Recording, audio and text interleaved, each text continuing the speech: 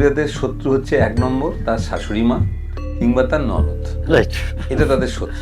কিন্তু আমি বলি যে ওই শাশুড়ি মা এবং ননদের থেকেও বড় শত্রু হচ্ছে আজকে সকালে যেটা খেয়েছেন। খাবারটা কেন শত্রু হলো?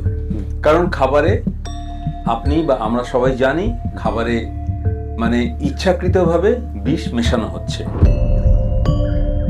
কম্পাঙ্ক দিয়ে নরম হওয়ার কারণেই সোভিয়েত রাশিয়াতে সাবেক 1978 সাল পর্যন্ত এটা নিষিদ্ধ ছিল।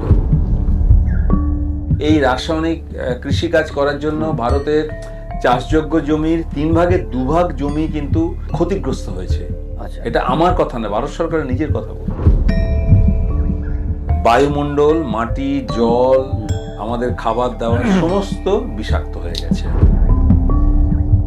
এটা কর্পোরেট, মানে বিগ কোম্পানি, বিগ কর্পোরেশনস যারা এটা তৈরি করছে তারা আবার মানুষের ওষুধ তৈরি করছে, মানে অল আর কর্পোরেট।